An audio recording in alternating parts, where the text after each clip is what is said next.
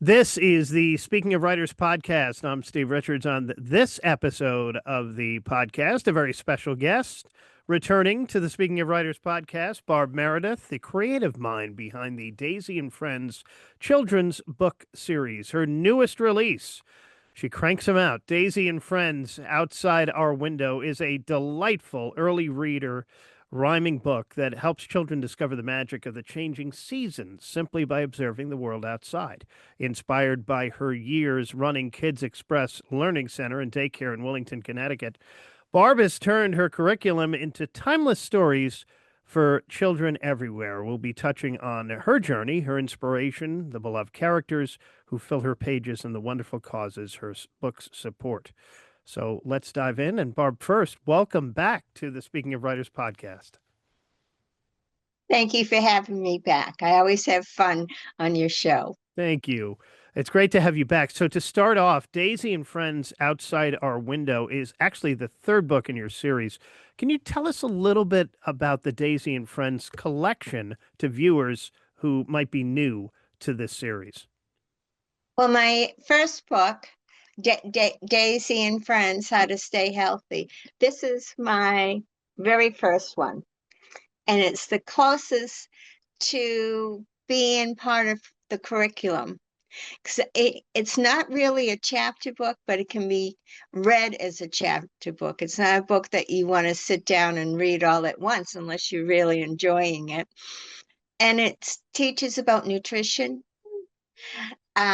stranger danger, to play outside, turn off your electronics, and also seatbelt safety, and all different types of things.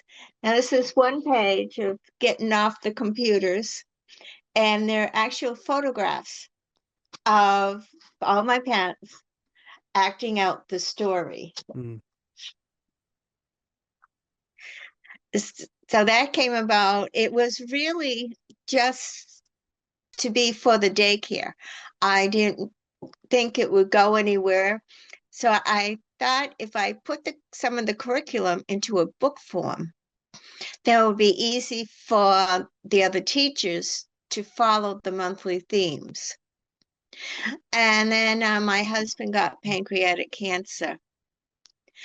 And I got bored because he was about 2 hours away in the hospital. And I would drive there every day after work, visit him for about 4 hours, and then drive back. And I was too hyper to sleep and getting bored. So I thought one night, why don't I try sending it off to publishers? And I've always heard nightmares.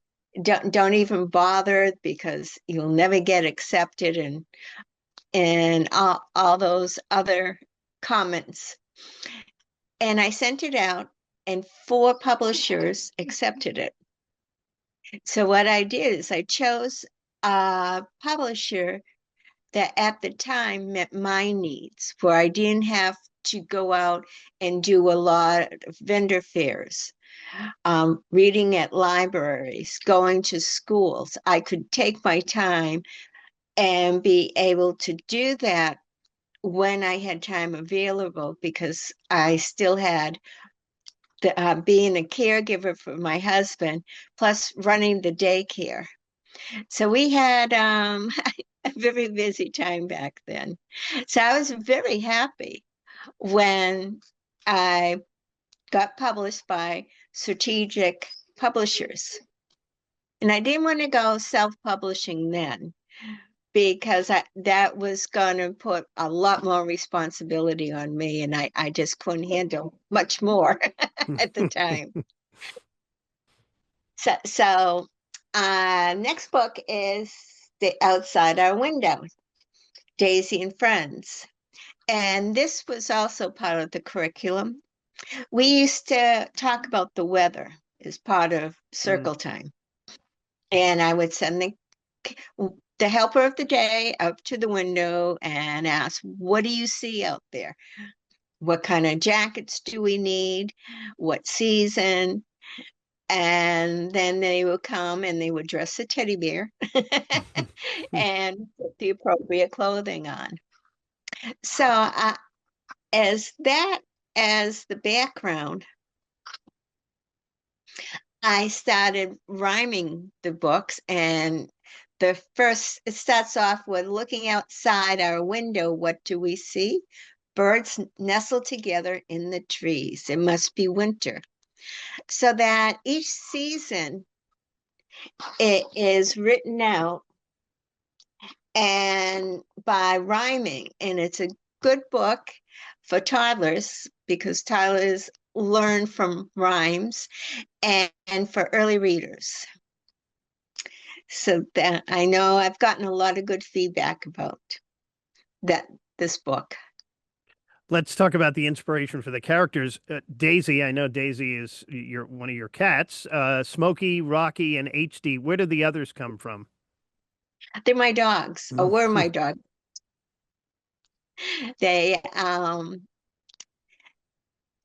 all came from shelters, and that's where giving back to the shelters came from. And so I enjoyed my pets. My whole family did.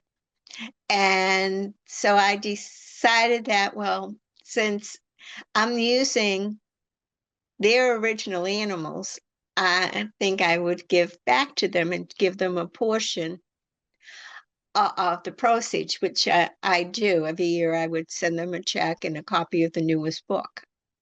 Actually, I would go in and meet with everybody, and so that I could visit with the animals. Yeah, But it again, was if you purchase a copy of any of these books, you're also helping support no-kill animal shelters too. right. And that is one of my major goals, is helping out the shelters. It's the Bandit's Place of Connecticut, Kitty Angels of Coventry, Connecticut, Protectors of Animals, East Hartford, and the I just went blank. I'm sorry. I just want to get the initials right. ASPCA of New York. Of New York. Great causes there, the no-kill animal shelters. You touched on this before, Barb. Many children's authors draw on classroom experiences. For you, it was the curriculum from your own learning center, Kids Express. How did your teaching method shape the way you wrote these books?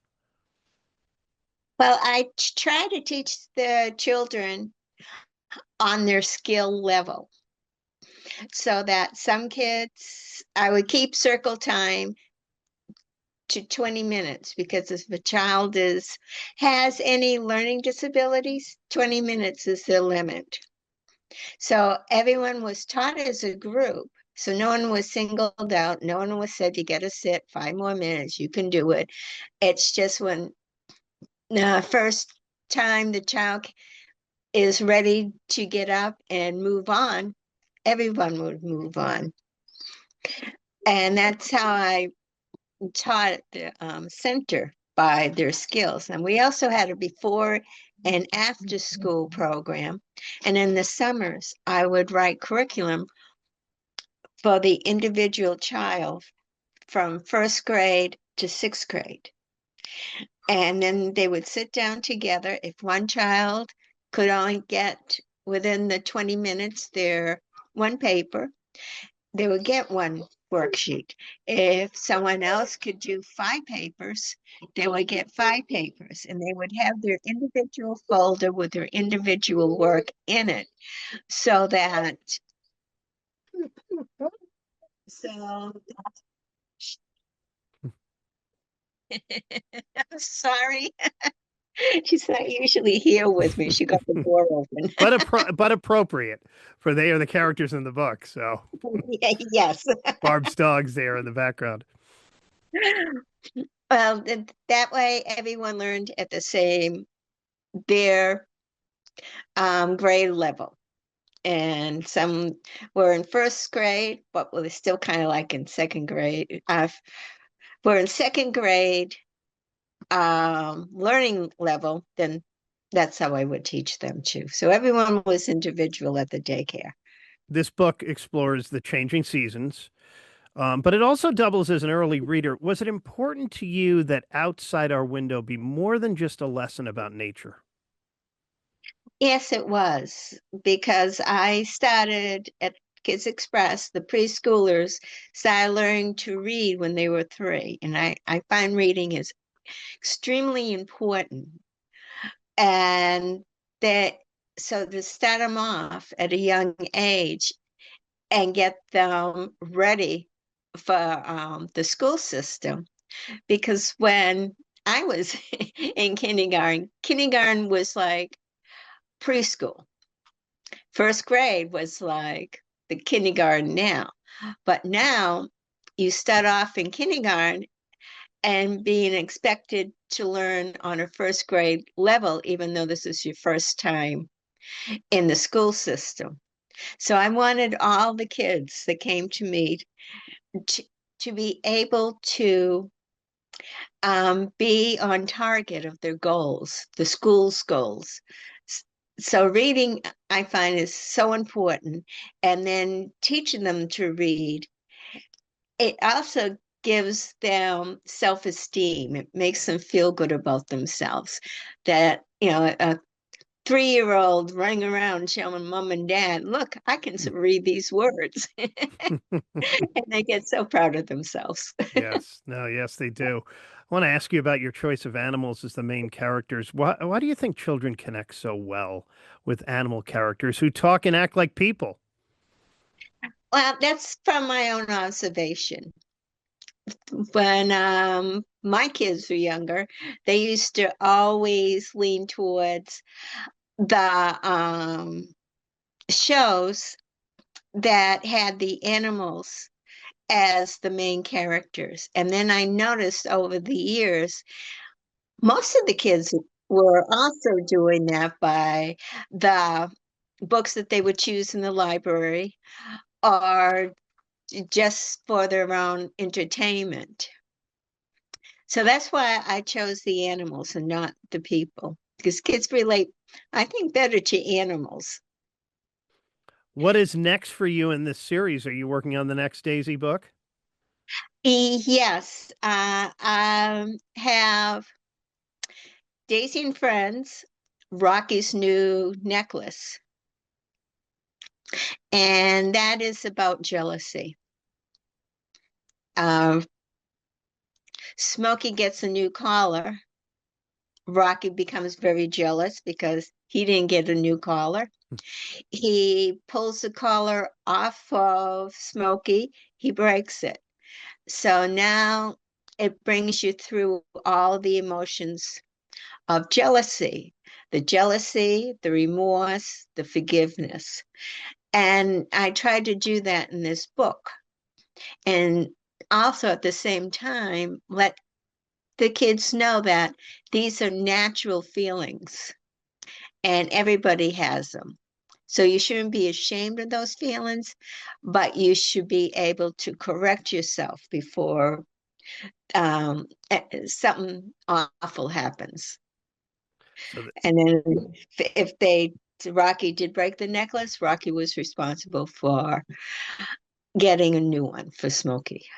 so more to come from Daisy and Friends soon. If you'd like to pick up a copy of this one, Daisy and Friends, and the others Outside Our Window, you can find it online at Barnes and Noble, Amazon, Walmart, bookstores throughout the U.S., Canada, England, Ireland, and the land down under, Australia. It's also available on Kindle and also audiobooks as well. And remember, when you purchase a copy, you're also helping support no-kill animal shelters. Barb Meredith, as always, thank you. It's been a pleasure. Thanks for joining me. Well, thank you. And I also want to add, if you don't mind, Sure.